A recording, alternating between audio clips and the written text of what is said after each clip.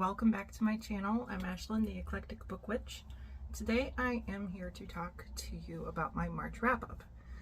So for the month of March, my mood rating was all over the place. I actually did a lot of reading, even though I only finished 2 books. So the first one I finished was I Know Why the Caged Bird Sings by Maya Angelou. This one I listened to as an audiobook, which was actually really cool because it was narrated by Maya Angelou herself. So that was really interesting, and I learned a lot, and discovered that I didn't know that she had written so many other books after that one as well. This one covers her life from a young childhood age up until she's 16 years old. So if you are a fan of memoirs and reading about people's lives, I definitely recommend this one. This was a very inspirational read. Maybe check some trigger warnings because there is some rough topics discussed in this book, but it was definitely worth the read, and definitely 5 stars from me. The second book that I read, I don't have my copy with me because I lent it to my mother, but I read and finished The Death of Mrs. Westaway by Ruth Ware. This one was, this was my second read by Ruth Ware, and I think she has definitely, for me, become an auto-buy author, which is good because I have a few other books of hers on my bookshelves that I'm really looking forward to. This one, you're following a young woman named Hal. That's her nickname. Her given name is Harriet, but she goes by Hal. She lives alone, and she has this small, kind of like an attic-like apartment, and her mother passed away, which is why she lives alone. She has no other family, and she actually, when her mother passed away, she took over a booth that her mother had on a pier, a local pier, where she did tarot reading.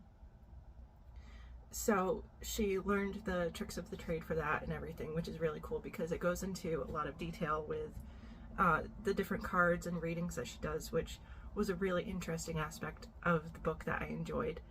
And unfortunately, she had to, in her mind, she had no other choice. She took a loan from a loan shark. So time has passed, and one of his henchmen has come looking for the money and threatened, physical harm to her.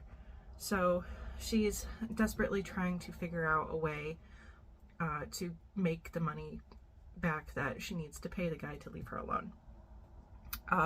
Lo and behold, she gets home, and there's a piece of mail that she discovers that apparently her grandmother, that she didn't know she had,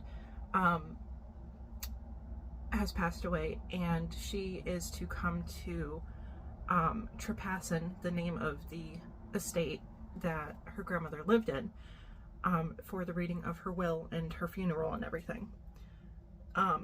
So to Hal, she keeps thinking there has to be some mistake, that there's no way that she has a grandmother that knows who she was, and that because she doesn't know anything about any other family aside from her mother. But she's so desperate for the money to pay back the loan shark, so she decides to go to Trepassin to see if she can actually pull off being someone who she thinks she isn't, to see what she can get out of that whole situation. And I thought the writing style was incredible. You felt like you were in Trepassin House this whole time. It's one of those houses where Mrs. Westaway did not care for any of the modern day amenities like, electricity. So it's a very cold, dark, gloomy, gothic feel to the entire thing, and it was awesome. There's definitely The thriller vibes are in there because different things start happening at Trepassen House, and there are secrets that Hal is uncovering, and she's making all these discoveries, and it was a reading this was definitely hit all the thriller vibes that I love. So if you're a fan of gothic thriller slash kind of domestic horror, I would highly recommend reading this one if you haven't already. So as for the other books that I started but have not finished yet, let's discuss those because there are quite a few. I picked up so many books over March, it's a little bit ridiculous, but I made good progress in all of them. I just haven't quite finished them yet. So the first one I'm hoping to finish is The Invisible Life of Addie LaRue. This is quite possibly, I know, going to be one of my top favorites of this year for reading. The writing is just absolutely beautiful and immersive, and now that I am further into it, it's like, I feel like it's one of those slow burns where you're really enjoying the book, so you want to binge it, but at the same time you want it to last a long time, which I think is what's happening for me.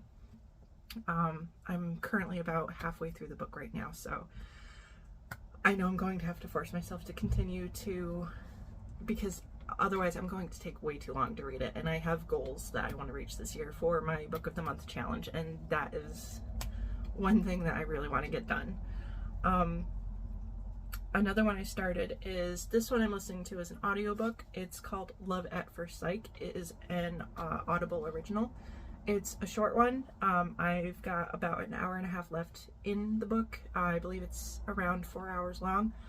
This one is really cute so far. It reminds me of when I was a kid and I used to listen to books on cassette tape, like the Beatrix Potter cassette tapes that I used to listen to. I don't know if you've noticed, we actually put up the shelves that my mother and I built, and right here I have a stuffed animal, Mrs. Tiggy Winkle, and my mother actually this year got me a Peter Rabbit little Easter basket guy right here. So I thought that was cute. But for Love at First Sight, it's so far very character driven. It's not like a narrator. It's character driven, and you're listening to just the characters talking, and it's really fun, and I'm enjoying it so far. Next, let's see, on Kindle Unlimited I have Hidden Pictures.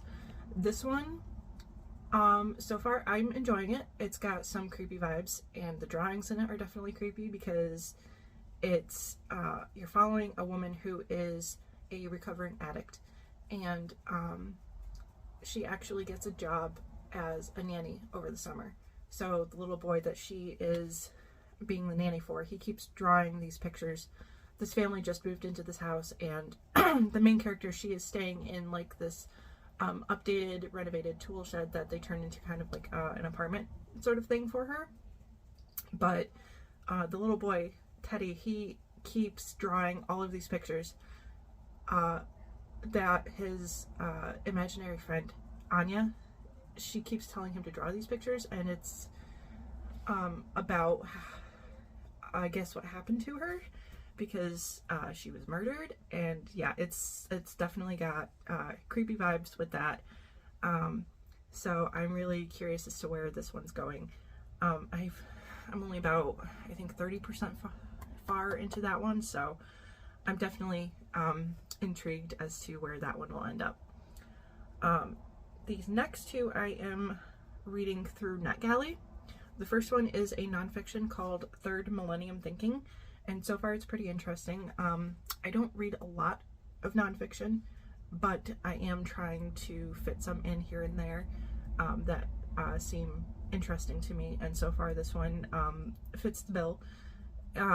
It's for nonfiction, I think I have to be in the mood to read it, and it's kind of an on and off thing for me. So I've got, I think, a little under 2 weeks left to finish this one. It's not that long. It's about, I think it's just under 300 pages, so I should be able to finish that one relatively quickly.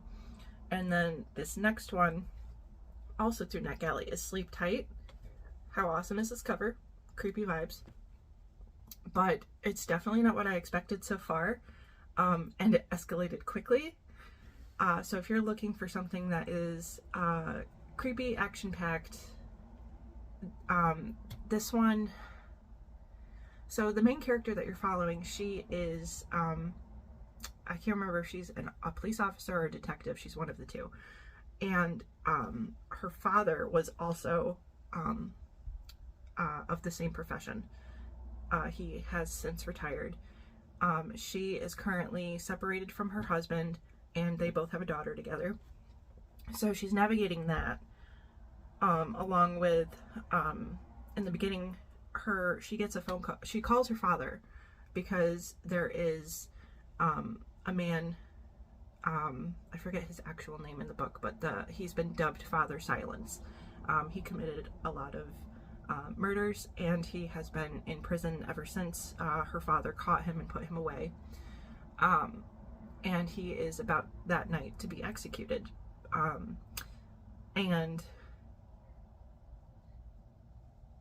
after his execution, the story escalates very quickly. I won't get into detail because I don't want to give away anything. I have a feeling this one's going to be really good. So that is what I have been reading over March. So in my next video, I will be sharing with you what I hope to read for the month of April. So until then, if you liked this video, please like and subscribe. Comment below what you've been reading for March or what you are planning to read for April. And don't forget, if you haven't already, to check out my Instagram page, also The Eclectic Book Witch. Stay spooky.